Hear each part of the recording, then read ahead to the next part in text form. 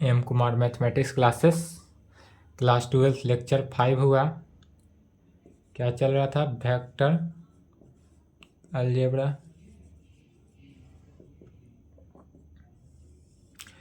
Vector algebra में property जब चल रहा था, प्रॉपर्टी यही नहीं चल रहा था, डॉट प्रोडक्ट का प्रॉपर्टी वेक्टर में चल रहा था। Properties of dot product, properties of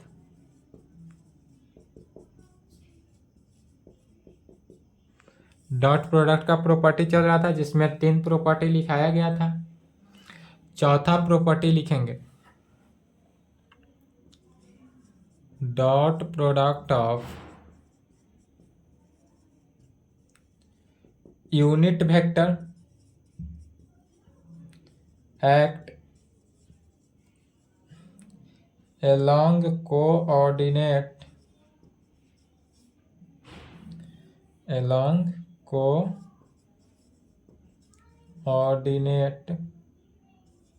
axis। चौथा प्रॉपर्टी क्या है? Dot product of two vector act along coordinate axes. यदि कोऑर्डिनेट एक्सेस के along dot product of two vectors हो तो कैसे डिफाइन करेंगे? तो इसके लिए X axis, Y axis and Z axis लेकर चलते हैं। यदि हमारे पास यह क्या हुआ, एक्स एक्सिस, यह हो गया वाई एक्सिस, और इसको क्या ले लेते हैं, जेड एक्सिस। यह तो ओरिजिन पे है ही, तो यहाँ पर ओरिजिन नहीं। अब देखेंगे, यहाँ पर ध्यान देंगे कैसे हम यह लिख रहे हैं। एक्स एक्सिस पे वाई एक्सिस क्या हुआ, परपेंडिकुलर हुआ 90 डिग्री। वाई एक्सिस पे जेड एक्सिस परपेंडिकुलर हुआ तो यह भी 90 डिग्री। एक्स एक्सिस पे जेड एक्सिस यह भी परपेंडिकुलर हुआ तो 90 डिग्री। यह परपेंडिकुलर का केस कैसे हुआ, तो ध्यान देंगे। यह जो वेक्टर है एक्स एक्सिस, वाई एक्सिस और जेड एक्सिस ओरिजिनल में कैसे है, तो यदि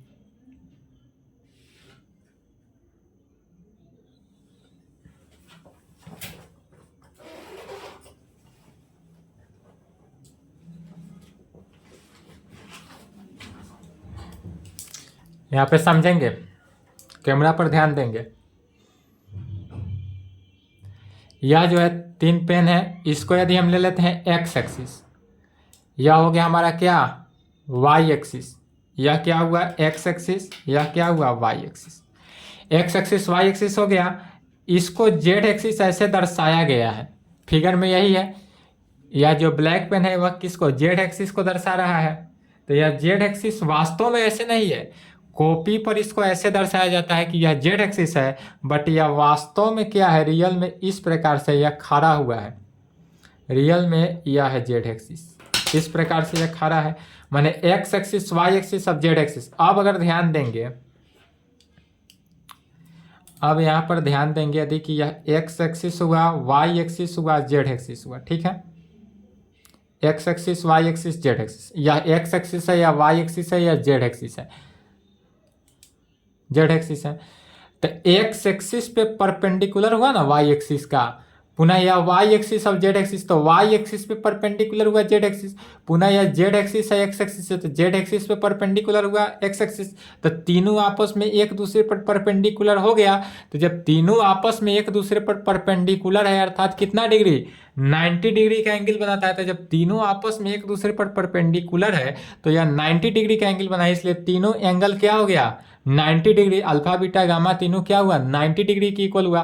तो यह X axis, Y axis, Z axis real में किस तरह है, इस तरह यह रियल है। और इसको क्या फिगर में बनाया गया वह इमेजिनरी हुआ। Z X axis Y axis real है, बट जेड एक्सिस जो है वह इमेजिनरी है, क्योंकि जेड एक्सिस जो है, यह जेड एक्सिस ऐसे ना होकर यह जेड एक्सिस क्या होगा, इस प्रकार से होगा। अब ध्यान देंगे, कैमरा पर फोकस कर रहे हैं। इधर से कैमरा रुक रहा है, कहीं से लाएंगे तो हाँ। देखिए यह जो है, अब समझ में आ गया। यदि हम इस जेड एक्सिस को, इस जेड एक्सिस को नहीं देखना है, यह जो जेड एक्सिस है इसको ढक दिए, एक्स एक्सिस वाई एक्सिस, और यह जो जेड एक्सिस दिखाया है यह रियल जेड एक्सिस है। तो इस प्रकार से यह जेड एक्सिस को दिखाता है, और इसको क्योंकि अब इसको कॉपी में नहीं बनाया जा सकता, इसलिए इसको क्या किया जाता है, इधर से जेड एक्सिस को दर्शा दिया गया। तो यह X axis, Y axis, Z axis को इस प्रकार से 90 डिग्री तीनों पर एक दूसरे पर क्या है, परपेंडिकुलर है, यह समझ गए। अब जब तीनों आपस में एक दूसरे पर बराबर है, इसको क्या बोलते हैं, एक्स एक्सिस को क्या कहते हैं, आई कैप। अब तक जितना भी पढ़ते आए हैं आई कैप ही पढ़ते आए हैं, या आई कैप लिखे या इसी को वेक्टर आई भी लिखा जा सकता है। आई कैप कहें, आई कैप कहें या वेक्टर आई भी कहा जा सकता है। वाई एक्सिस को क्या कहते हैं, तो वाई एक्सिस को जे कैप कहें या वेक्टर जे भी कह सकते हैं। वाई एक्सिस को क्या कहेंगे, जे कैप कहेंगे या वेक्टर जे कह सकते हैं। जेड एक्सिस को क्या कहेंगे, तो के कैप कहेंगे या वेक्टर के कहेंगे। जेड एक्सिस को के कैप या वेक्टर के वेक्टर के भी कहा जा सकता है। तीनों आपस में क्या है, एक दूसरे पे परपेंडिकुलर है। तो फिगर समझ गए। अब जो फिगर में बनाया गया उसी को लिख रहे हैं। तो कहेंगे लेट माना कि वेक्टर आई या आई कैप, वेक्टर जे या जे कैप एंड वेक्टर के या के कैप, क्या हुआ, वेक्टर आई या आई कैप, वेक्टर जे या जे कैप, वेक्टर के या k cap are unit vector, या सब के सब क्या है, तो यूनिट वेक्टर है, या जितना भी है सब के सब यूनिट वेक्टर है। एक्ट जो कि एलोंग है, एक्ट एलोंग, किसके एलोंग है, एक्स एक्सिस के, X axis, Y axis and Z axis. या जो है X axis, Y axis and Z axis के क्या है, एलोंग है। माना गया क्या माने, तो लेट माने कि वेक्टर आई या आई कैप, वेक्टर जे या जे कैप एंड वेक्टर के या k cap are unit vector है, act along x axis, Y axis and Z axis के रेस्पेक्टिवली,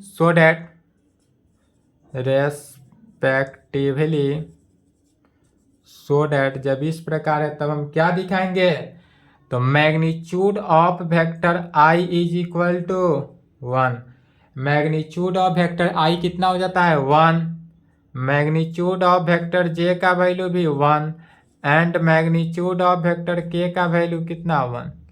तब हम क्या पाते हैं, so that magnitude of vector I is equal to 1, magnitude of vector J is equal to 1 and magnitude of vector के is equal to 1।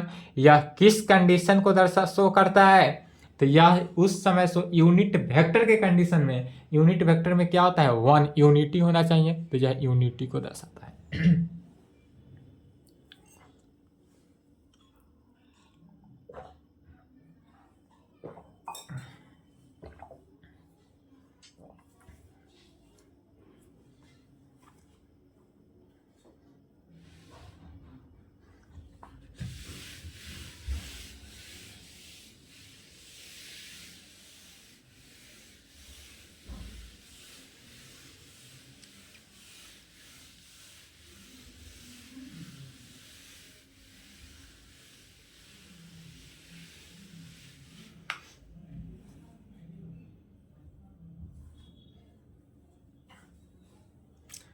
अब कहेंगे now we have, अब हम क्या पाते हैं, तो यदि हम vector I dot vector I निकालते हैं, तो vector I dot vector I is equal to क्या हो जाएगा, तो vector I dot vector I अर्थात magnitude of vector I, magnitude of vector I into cos, चूंकि आई डॉट आई निकाले है इस एंगल में, आई डॉट आई माने एक्स एक्सिस पे पुनः एक्स एक्सिस माने इट सेल्फ से, तो जब इट सेल्फ से निकालेंगे तो एंगल 0, अर्थात 1 into 1 into 0 is equal to क्या हो गया, 0। तो आई कैप आई इतना। सिमिलरली इसी प्रकार जब हम वेक्टर जे कैप, वेक्टर जे डॉट वेक्टर जे निकालेंगे तो 0 ही आएगा, एंड वेक्टर के डॉट वेक्टर के निकालेंगे तो भी क्या आएगा, जीरो ही जीरो ही आएगा। कॉस जीरो का वैल्यू 1, कॉस जीरो 1 तो 1 हो गया, 1 1। क्रॉस प्रोडक्ट में जीरो होता है, डॉट प्रोडक्ट की यदि ध्यान से नहीं समझेंगे तो क्रॉस प्रोडक्ट में जाएंगे तो क्या हो जाएगा, कंफ्यूजन में आएंगे। ठीक है, तो vector I dot vector I is equal to 1, vector J dot vector J is equal to 1 and vector के डॉट वेक्टर के इज इक्वल टू 1। तब यहां से हम रिजल्ट क्या पाते हैं, तो रिजल्ट आता है कि vector I dot vector I is equal to vector J dot vector J is equal to vector के डॉट वेक्टर के इज इक्वल टू, सब किसके इक्वल होता है, 1 के इक्वल। यह ऑब्जेक्टिव के लिए इंपॉर्टेंट है अर्थात क्वेश्चन के लिए भी इंपॉर्टेंट है, इसको एकदम याद रखेंगे। क्या याद रखना है, तो vector I dot vector I is equal to vector j, सभी का वैल्यू क्या होता है, 1। यदि आई को आई के साथ डॉट प्रोडक्ट निकालेंगे तो 1, जे को जे के साथ डॉट प्रोडक्ट निकालेंगे तो 1, के को के के साथ डॉट प्रोडक्ट निकालेंगे तो भी क्या आएगा, 1 ही आएगा। अगेन वी हैव, यदि हम वेक्टर आई डॉट वेक्टर जे करते हैं, माने आई को जे के साथ करते हैं, तो जब आई को जे के साथ किए तो कितना एंगल, 90 डिग्री, थीटा की जगह पर क्या आ जाएगा, 90 डिग्री, अर्थात magnitude of vector I into magnitude of vector J into cos 90 degree, magnitude of I 1, magnitude of J 1, cos 90 का वैल्यू 0, इसलिए यह वैल्यू क्या हो जाएगा, 0। तो वेक्टर आई डॉट वेक्टर जे का वैल्यू कितना हो गया, 0। सिमिलरली इसी प्रकार क्या हो जाएगा, तो वेक्टर जे डॉट वेक्टर के इज इक्वल टू भी 0 एंड वेक्टर के dot vector I is equal to भी 0।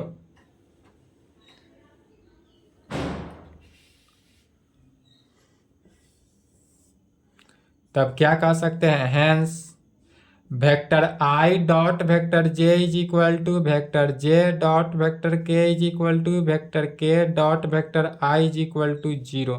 इसको भी याद रखेंगे, ऑब्जेक्टिव तथा क्वेश्चन के लिए इंपॉर्टेंट है। यह जो है एकदम इंपॉर्टेंट है, किसके लिए, ऑब्जेक्टिव के लिए। वेक्टर आई को जे के साथ किया जाए, जे को के या के को आई के साथ करने मल्टी क्रॉस नहीं डॉट प्रोडक्ट करने पर वह वैल्यू किसके इक्वल आता है, 0 के।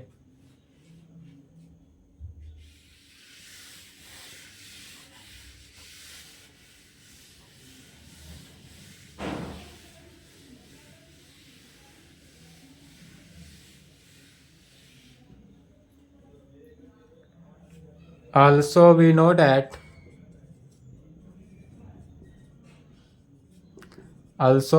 क्या जानते हैं, तो चूंकि हम जानते हैं कि vector A dot vector B is equal to vector B dot vector a होता है। क्या जानते हैं कि vector A dot vector B is equal to vector B dot vector ए के इक्वल होता है, अर्थात वेक्टर ए डॉट वेक्टर बी, तो vector A dot vector B is equal to इतना, इज इक्वल टू इतना। इसलिए कहा जा सकता है कि वेक्टर जे डॉट वेक्टर आई, यह क्या कर रहे हैं, उल्टा, माने इसको यदि आई को ए मान ले, बी को जे मान ले, तो वेक्टर ए डॉट वेक्टर बी, तो vector B dot vector J is equal to किसके, वेक्टर के डॉट वेक्टर जे के is equal to vector I dot vector k, और यह वैल्यू भी किसके इक्वल आता है, 0 के बराबर। तो vector I dot vector J is equal to vector J dot vector के इज इक्वल टू वेक्टर के dot vector I is equal to 0 का है, या vector J dot vector I is equal to vector के dot vector J is equal to vector I dot vector के is equal to, यह भी क्या आएगा, 0 ही आएगा। 5वां नंबर प्रॉपर्टी लिखेंगे, इफ यदि हमारे पास vector A is equal to A1 vector i plus A2 vector j plus A3 vector k लिखे या के कैप लिखे, बात क्या है, सेम है। And vector B is equal to B1 आई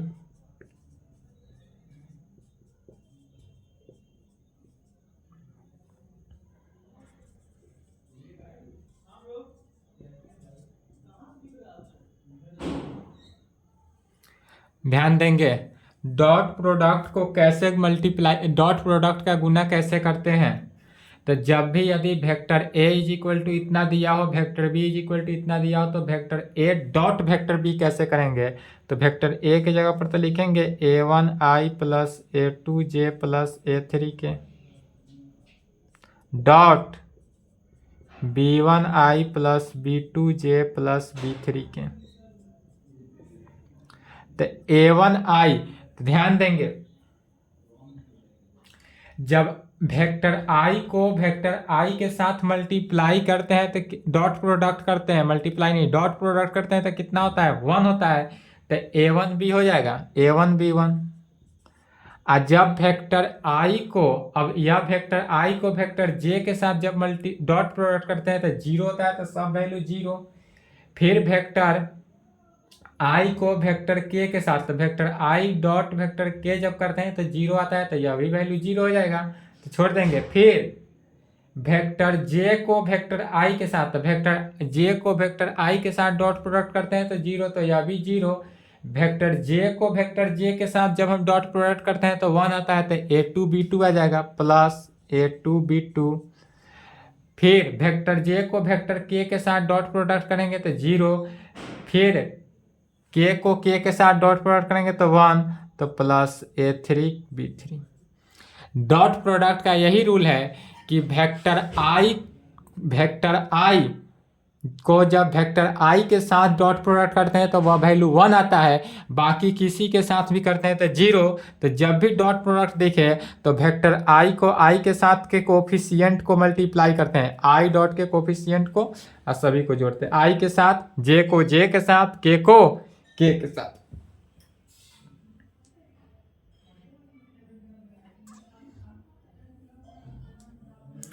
छठा नंबर प्रॉपर्टी है डिस्ट्रीब्यूटिव लॉ।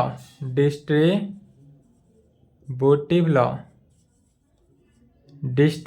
लॉ क्या है। तो डिस्ट्रीब्यूटिव लॉ वो है जैसे कि वेक्टर ए को डॉट करते हैं यदि vector B plus vector C में, क्या हो गया, वेक्टर ए डॉट प्रोडक्ट है vector B plus vector C में, तो डिस्ट्रीब्यूटिव लॉ करेंगे तो क्या हो गया, पहले वेक्टर ए को वेक्टर बी के साथ तो वेक्टर ए डॉट वेक्टर बी और प्लस वेक्टर ए को वेक्टर सी के साथ तो वेक्टर ए डॉट वेक्टर सी। क्या हुआ, वेक्टर ए dot vector B plus vector C था तो यह किस में कन्वर्ट हो गया, vector A dot vector B plus vector A dot vector C.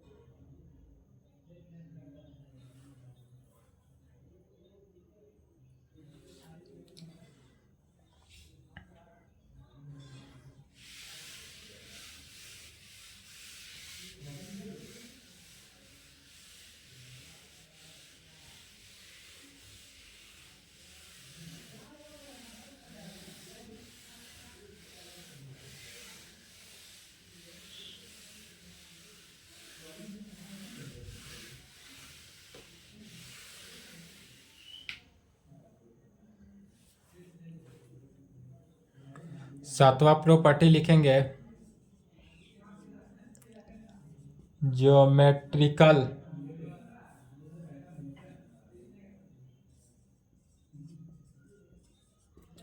Geometrical meaning of dot. Geometrical meaning of dot product, dot product का ज्योमेट्रिकल मीनिंग क्या होता है। तो इसके लिए कहेंगे यदि vector A dot vector B is equal to निकालना है, geometrical meaning of dot product सातवां प्रॉपर्टी है, तो वेक्टर ए डॉट वेक्टर बी, तो वेक्टर ए डॉट वेक्टर बी जो हुआ या modulus of any one vector, यह जो हमारा बना मॉडुलस ऑफ किसमें, any one vector, modulus of any one vector into projection of other vector, into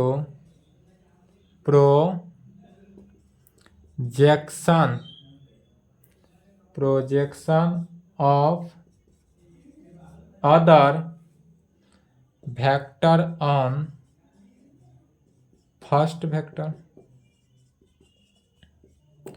क्या लिखा गया? तो vector A dot vector B is equal to modulus of any one vector and to projection of other vector on first vector.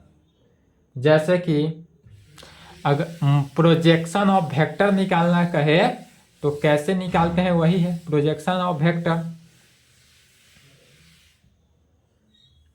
तो जैसे कि example में देख लेंगे, यदि वेक्टर ए डॉट वेक्टर बी हो इज इक्वल टू, क्या करा है, vector A dot vector B is equal to, तो वेक्टर ए डॉट वेक्टर बी, वेक्टर ए डॉट वेक्टर बी को क्या कहेंगे, यदि मैग्नीट्यूड ऑफ वेक्टर ए कहा जाए तो यह किसका हुआ, projection of vector B on vector ए का, इसी को कहेंगे projection of vector B on vector ए का। यह जो हुआ vector A dot vector B is equal to, यदि मैग्नीट्यूड ऑफ वेक्टर ए आ गया तो क्या हुआ, प्रोजेक्शन ऑफ वेक्टर बी, या वेक्टर बी का प्रोजेक्शन हो रहा है कहां पे, तो वेक्टर ए पे। और यही यदि मैग्नीट्यूड ऑफ वेक्टर बी कह दे तब क्या कहेंगे, projection of vector A on vector B पर। यह जो हुआ प्रोजेक्शन ऑफ वेक्टर ए हुआ ऑन कहां पे, वेक्टर बी। यहां तक लिखे।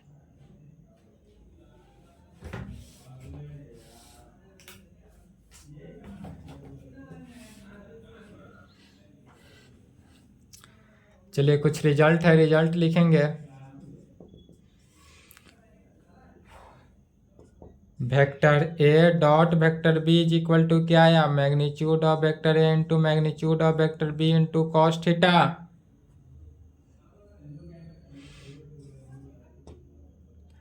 Vector A dot vector B is equal to किसके होता है, वेक्टर बी डॉट वेक्टर ए के। यह सब याद करेंगे रिजल्ट्स में जो लिखाया जा रहा है। वेक्टर ए डॉट वेक्टर बी जो है किसके equal, vector B dot vector ए के इक्वल होता है। यदि कॉस थीटा का वैल्यू निकालना हो तो cos theta is equal to कितना हो जाता है, तो कॉस थीटा का जगह वैल्यू वेक्टर ए डॉट वेक्टर बी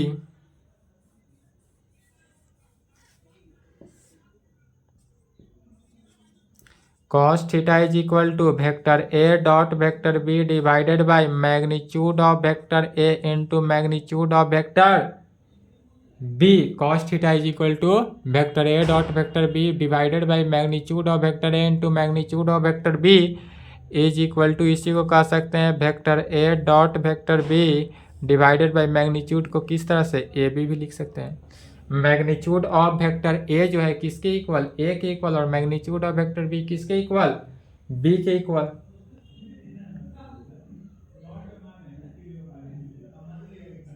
फिर इफ यदि वेक्टर ए जो है परपेंडिकुलर हो वेक्टर बी पे, क्या जाने वेक्टर ए जो है वेक्टर बी पे परपेंडिकुलर है, देन तब वेक्टर ए डॉट वेक्टर बी का वैल्यू क्या होता है, 0। देन तब वेक्टर ए जो है इज इक्वल टू वेक्टर 0। यदि इट सेल्फ से हो, माने वेक्टर जो है क्या करता हो, इट सेल्फ से, स्वयं से यदि कार्य करता हो तब क्या कहेंगे,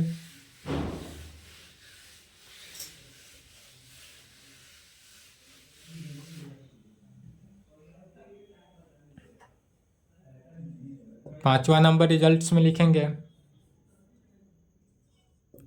vector A dot vector A is equal to कितना निकला था, तो vector A dot vector A जब निकाले थे तो 0 की कंडीशन में 1, अर्थात ए मैग्नीट्यूड ऑफ वेक्टर ए का स्क्वायर, या इसी को कहेंगे vector A dot vector A is equal to vector ए का square is equal to magnitude of vector ए का square is equal to a square.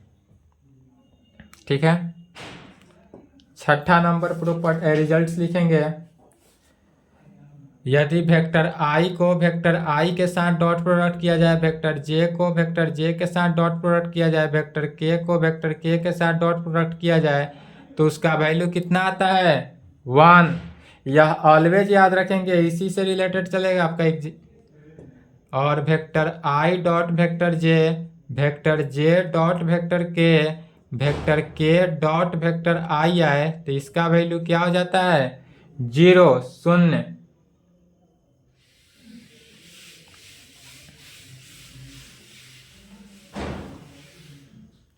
आठवां नंबर रिजल्ट्स लिखेंगे।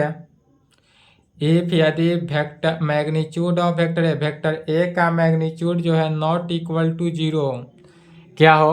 इफ यदि वेक्टर ए का मैग्नीट्यूड जो है 0 के इक्वल ना हो और मैग्नीट्यूड ऑफ वेक्टर बी भी नॉट इक्वल टू 0 हो, देन तब उस कंडीशन में vector A dot vector B is equal to 0 हो, तब दिस इम्प्लाइड बाय इम्प्लाइड कह सकते हैं वेक्टर ए जो है परपेंडिकुलर है किस पे? वेक्टर बी पे। कंडीशंस क्या हुआ समझेंगे। यदि वेक्टर ए का मैग्नीट्यूड 0 नहीं है और वेक्टर बी का भी मैग्नीट्यूड 0 नहीं है, फिर भी वेक्टर ए डॉट वेक्टर बी 0 आ जाता हो, तब यह दिस इम्प्लाइड बाय इम्प्लाइड क्या हो गया? वेक्टर ए जो है परपेंडिकुलर है कहाँ? वेक्टर बी पे। वेक्टर ए परपेंडिकुलर है कहाँ पे? वेक्टर बी पे।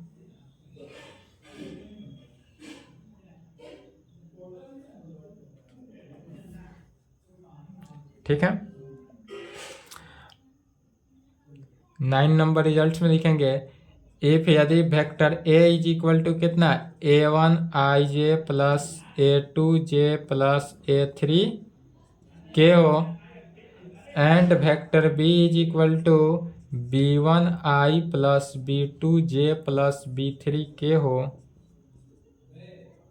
b3 के हो, देन तब vector A dot vector B is equal to क्या जानते हैं? a1 b1 plus a2 b2 plus a3 b3।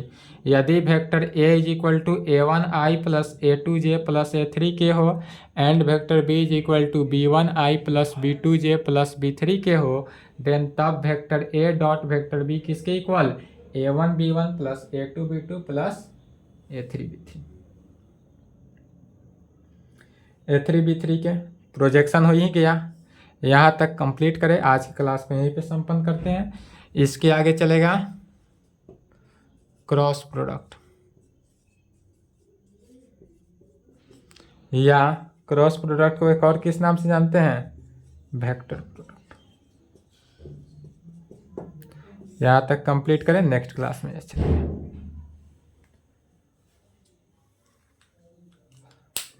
Dot product एकदम इजीली ध्यान में रख लेंगे, क्योंकि क्रॉस प्रोडक्ट जो है वह डॉट प्रोडक्ट के एकदम रेसिप्रोकल है, विपरीतार्थक है। जैसे कि यहाँ पर डॉट प्रोडक्ट में i dot i is equal to इतना 0, यहाँ पर 1 आया था, तो क्रॉस में क्या हो जाएगा? 0, और क्रॉस में 1 हो जाएगा। 1 नहीं होगा, यहाँ पर 0 हो जाएगा। तो क्रॉस प्रोडक्ट जो है डॉट प्रोडक्ट के क्या है? रेसिप्रोकल ही है, लगभग अप्रॉक्स रेसिप्रोकल ही है। तो यहाँ तक कंप्लीट करें, और इसके आगे जो है यहाँ तक पढ़े, इसके आगे क्रॉस प्रोडक्ट है, या क्रॉस प्रोडक्ट को वेक्टर प्रोडक्ट भी बोलते हैं। नेक्स्ट।